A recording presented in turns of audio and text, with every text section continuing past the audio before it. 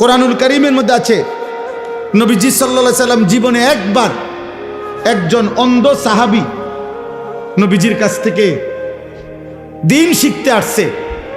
নবীজি তখন মক্কার কুরাইশ কাফেরদেরকে দাওয়াত দিচ্ছিলেন। নবীজি ওনার দিকে তাকাইয়া ভাবছেন ও তো আমার পক্ষেরই লোক, আমার সাহাবী, তাকে আমি পরে বলি। তো ফলে ওনার থেকে চেহারা তাকাইয়া আবার ফিরে গেছেন, দিয়া কাফেরদেরকে দাওয়াত দিচ্ছিলেন। আল্লাহ তাআলা কোরআনুল কারীমের সূরা নাজিল করে নবী সাল্লাল্লাহু আলাইহি সাল্লামের এই আচরণ সংশোধন করে দিছেন। আল্লাহ বলছে, বন্ধু এটা কিন্তু ঠিক হলো না, ঠিক হলো না। আপনি আপনার একজন সাহাবীর দিকে তাকিয়ে চেহারা আবার ঘুরাইয়া ফেললেন। আং জাআহুল আ'মা, কি অন্ধ দেখা না?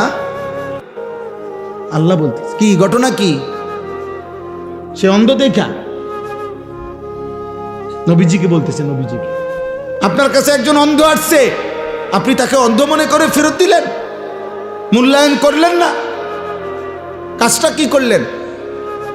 ওরা যত মোটা তাজা হোক, ওরা তো বেঈমান। এ যত দুর্বলই হোক, এ তো ইমানদার। আপনার উচিত ছিল ইমানদারকে প্রাধান্য দেওয়া। আল্লাহ তাআলা সংশোধন করে দিয়েছে। কোরআন শরীফে আছে, কাল্লা ইন্নাহা তাযকিরা, সাবধান নবী, এটা আমি আল্লাহ আপনাকে উপদেশ দিলাম। এভাবে বলছি, তাফসীরের মধ্যে সব কিতাবে আছে।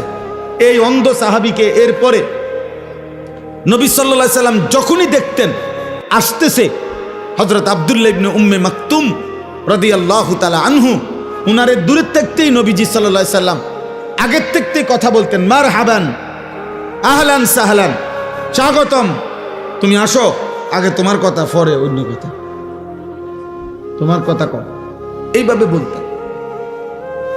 এই জন্য বাপ, আমার বলার উদ্দেশ্য হলো